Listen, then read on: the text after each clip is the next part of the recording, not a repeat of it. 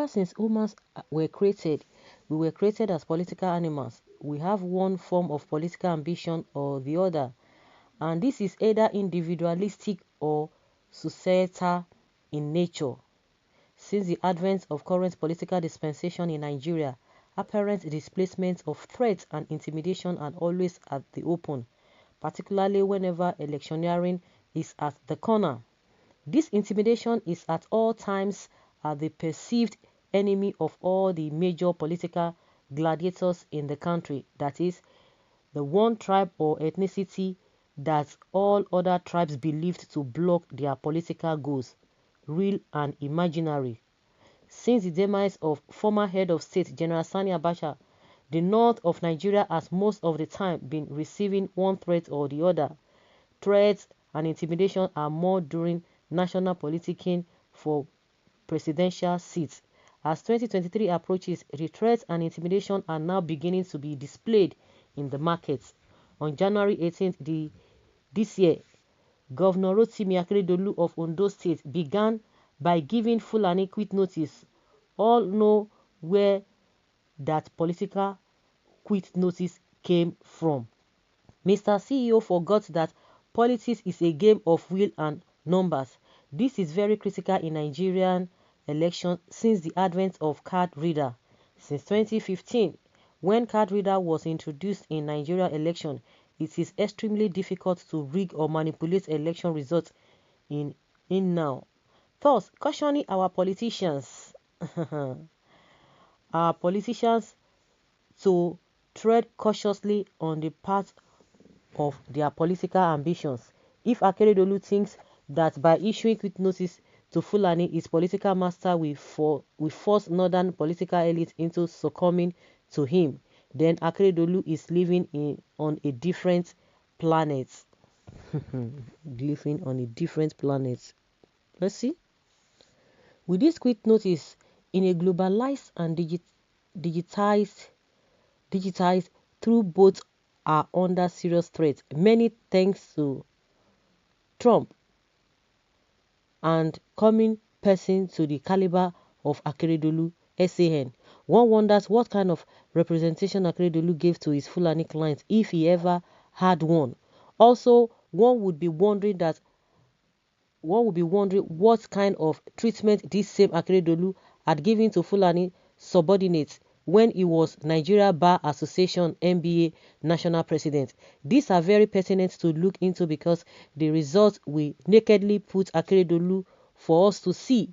I mean the real Akeredolu, a person in power giving quit notice based on ethnic and religious bigotry, needs to be studied carefully, particularly his past as the national president of a very important body in the nation.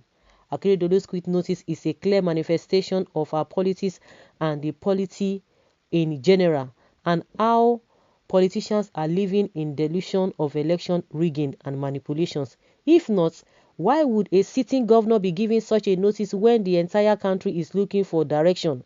Akeredolu, whether you give quit notice or not, the Fulani will leave not only Ondo State, but the entire Southwest. But rest assured, neither your principal nor your party will get anything from the North come 2023. This is a fact that you fail to understand. If your principal is banking on the current president to mobilize his political bases in the North, then is in long-term slumber that he will never come out from his political career. As Northern Nigerian today, President Muhammadu Buhari cannot guarantee any election for anybody. Whoever feels otherwise should try gaining PMB's endorsement come 2023 and political shocker of his life. Northern Nigeria already decided that anybody can become whatever he or she wants to be 2023, but with no relationship with the APC and its associates as we did in 2015 for the PDP. I know lots of folks in the APC will not accept this, but 2023, inshallah, teach them a blunt lesson of their politics. No one person will dictate for us where to cast our vote come 2023. Wallahi, even PMB, your principal is banking on. And when we cast it that time, you will give us quit notice. out of Nigeria, as we are not going to cast our votes either for APC or your principal. Thus, this quit notice will be widened at that time. No one person will dictate your votes come 2023. I would like to remind you with the political saying, one day in politics is more than a year. Thus, 2 years are more than a millennium. Okay. This is coming from Malam Mustafa Makodi Abdullahi. Okay. So the reason why a lot of people are not saying things in the face of all these challenges, the challenges that every Nigerian is going through, is because of 2023. Of course, people have been saying it, but now they are confirming it. So because of 2023, so the Southwest people should just be killed, and nobody should just forget. Don't just even say anything, because what is 2023? Oh my goodness! You see how ungrateful these people can be. So yeah, you think Buhari is almighty?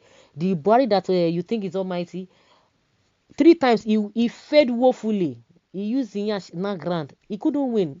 Now you are making math. You know, see.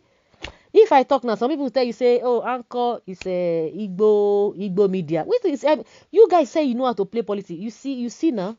You say talk about it. What are we talking about? Because if you look at both sides, all the things that are happening, if you are open-minded, you know that these guys have just been deceived. You see what they are saying. The same Tinubu that helps you guys the 4th time. If not, Buhari wouldn't have smelled that seat.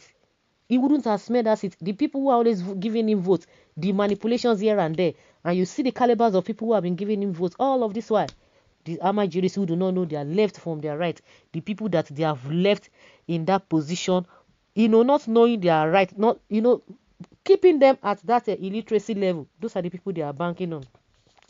You can imagine.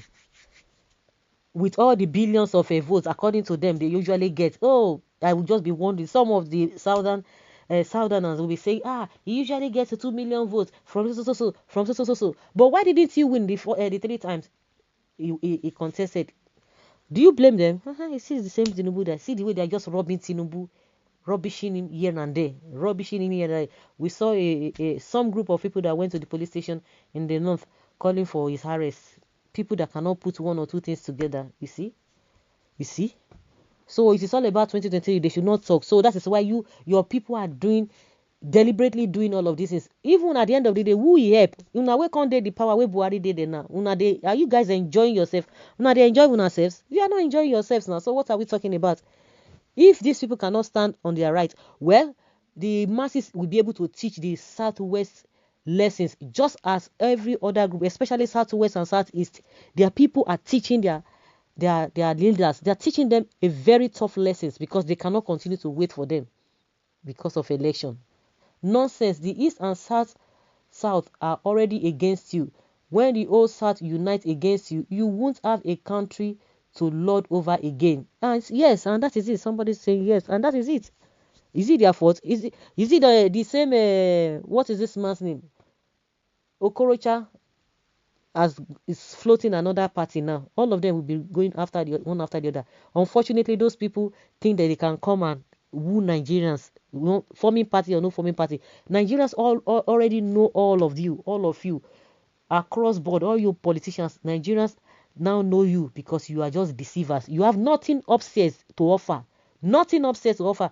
Femi Adesina is crying up and down that Nigerians should not listen to some scrupulous whatever that the English they used to use, unscrupulous elements that they are trying to tarnish the image of Buhari. Like, seriously?